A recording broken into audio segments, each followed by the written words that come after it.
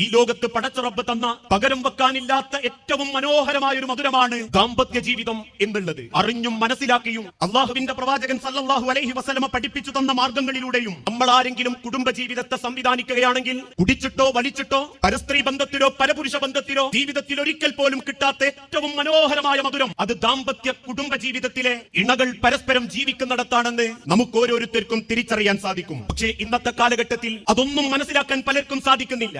ഈഗോയും വാശിയും പകയും മുൻവിധിയും പല കുടുംബത്തിന്റെയും സമാധാനം നഷ്ടപ്പെടുത്തിയിട്ടുണ്ട്. ഏറ്റവും വലിയ അനുഗ്രഹം ഏതെന്ന് ചോദിച്ചാൽ പോലും അത് പണമാണെന്ന് ചിന്തിച്ചുകൊണ്ട് വെപ്രാളപ്പെട്ടോടുന്ന സ്വന്തം കൂടപ്പറപ്പിനെ പോലും തിരിച്ചറിയാൻ പറ്റാത്ത ഇന്നത്തെ കാലഘട്ടത്തിൽ റബ്ബിനെ സാക്ഷി നിർത്തി കൂട്ടിക്കൊണ്ടുവന്ന പെണ്ണിനോട് പോലും പലർക്കും നീതി കാണിക്കാൻ സാധിക്കുന്നില്ല എന്നുള്ളതൊരു വസ്തുതയാണ്. എന്റെ മുൻപിലിരിക്കുന്ന ഇത്രയും സഹോദരങ്ങളോടും സഹോദരിമാരോടും ചോദിക്കട്ടെ, ഇന്ന് രാത്രി എങ്ങാനും നിങ്ങൾ തിരിച്ചു പോകുമ്പോൾ നിങ്ങളെ മടിയിലേക്ക് നിങ്ങളെ ഭാര്യ ഭർത്താക്കന്മാർ കുഴഞ്ഞു വീണാൽ അവളുടെ നെറ്റിത്തടത്തിൽ അവന്റെ നെറ്റിത്തടത്തിൽ ഒരു ചുംബനം കൊടുത്ത് നെഞ്ചത്ത് കൈവച്ച് പടച്ച റബ്ബിനോട് പറയാൻ സാധിക്കുമോ, നാഥാ, ഞാൻ എന്റെ ഏറ്റവും നല്ല സ്വഭാവത്തോടുകൂടി ഒരു അനീതിയും കാണിക്കാതെ എന്നിലേൽപ്പിക്കപ്പെട്ട ഒരു പിതാവിന്റെ മനസ്സിന്റെ ഭംഗി അറിഞ്ഞ് ഞാൻ എന്റെ ഭർത്താവിനെയും ഭാര്യയോടും കടമയും കടപ്പാടും നീതിയും കാണിച്ചിട്ടുണ്ട് റബ്ബേ.